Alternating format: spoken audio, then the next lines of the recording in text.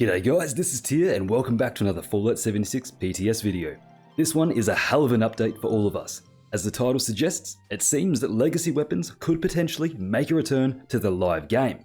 Okay, clarification, straight up front at the start of the video. Take this all with a grain of salt, as this may not go through and might not actually happen. It only has the potential of happening and is still in very early days on the PTS, as we have confirmation on screen right here. From the devs, this is still a work in progress. And all of the footage that you're going to be looking at was provided by our legend in the Discord server by the name of Archer. So cheers to you, mate. I'm not quite able to hop onto the PTS myself at the moment, so we appreciate you hooking up the channel. With that being said, let's jump into the video. For those of you that are new, or if you've been living under a rock, legacy weapons refer to energy weapons that dropped in the first couple of years of the game's launch. These weapons were able to drop with the explosive effect back then, and they were obscenely powerful. I'll link my video in the top right, diving into the math behind it and why they were so powerful, if you're interested. However, I will not be going over all of that here because it's not relevant. That's right. As of right now in the PTS, explosive energy weapons are available and craftable to those lucky enough to get it on the PTS if they've unlocked the modifications. And as it stands right now, in the PTS with those explosive energy weapons, they appear to be working as intended and are not broken or overpowered or anything like that anymore. It appears that no matter what, these energy weapons deal the intended 20% explosive damage from their weapon. That's right, it seems from testing and looking at the stats, Bethesda managed to fix the broken damage that was being calculated when you took non-ballistic damage types and combined it with the explosive effect. Furthermore, they have also fixed the explosive effect entirely so that it does not matter how many projectiles your weapon fires, it will always deal the intended 20% amount of damage. So just quickly, for those of you that didn't watch my previous videos going over this whole sort of thing, basically back in the day before legacies were removed and before certain things were tweaked and fixed and nerfed, what have you, explosive energy weapons used to deal the full brunt of the weapon card damage, so being 100% as the explosive damage as well. And then it times that per projectile. So basically beam splitted laser rifles, if your laser rifle did, 300 damage, you dealt 300 damage times 5, pretty much, because you had 5 explosions coming from the 5 beam splitted laser rifles. It was pretty broken. But now, no matter how many projectiles your weapon fires, or what damage type your weapon deals, it will always deal that 20% intended damage, which is pretty good. So there's two things that you can take away from this PTS update. All multiple projectile weapons with the explosive effect no longer need to be neutered and nerfed. They can now function properly. This includes the pepper shaker. That's right guys, we can finally get an explosive pepper shaker and it is balanced. As a matter of fact, it seems all the shotguns are.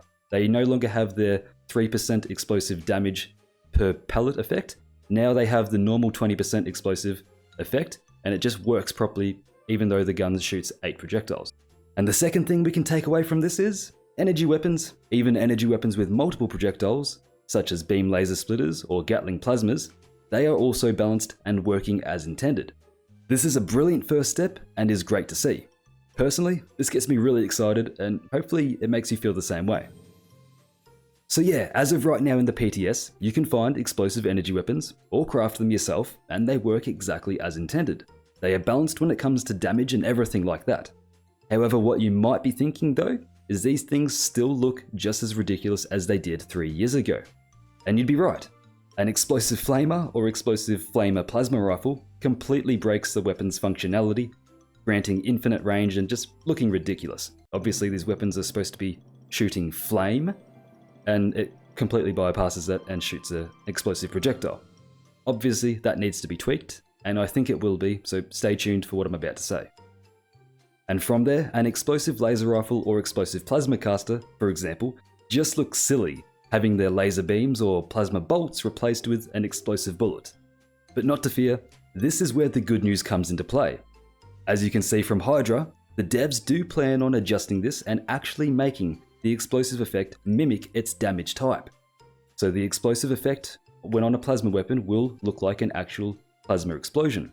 Laser beams will have some sort of Star Wars-esque red pulse explosion. Ultrasight lasers would obviously be green. Explosive cryolators will look like an exploding frost effect. Flamers, I'm assuming, would mimic the cremator ball of fire effect. so on and so forth.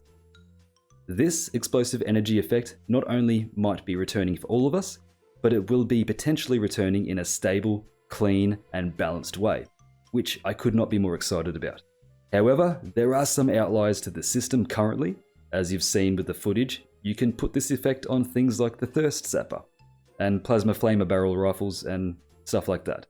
I'm not too sure if there will be exclusions on certain weapons that don't really make sense to have this effect on, or if they will figure out a neat little workaround.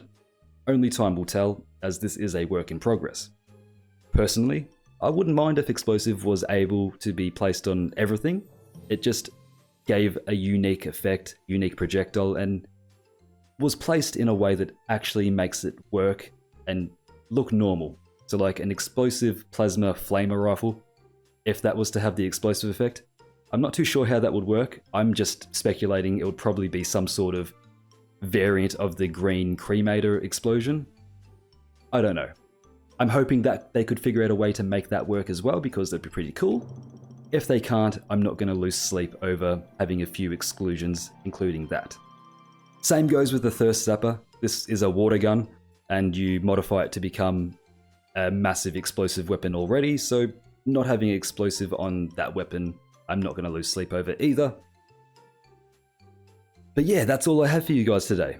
Please let me know your thoughts down below, and please remember the following statements as fact. This is not guaranteed to come to the game.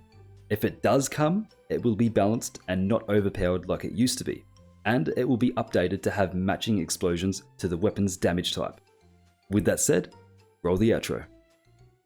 That's going to do it for me. A massive shout out to all of my channel members. You're all legends, and thank you for your continued support on the channel. If you like what I do here and you'd like to support me further, then consider becoming a member or check out my merch store. We've got a lot of great designs and benefits, so be sure to check that out in the description. And while you're down there, chuck me a follow on my other social medias and join my Discord. Subscribe if you're new and like the video if you've enjoyed.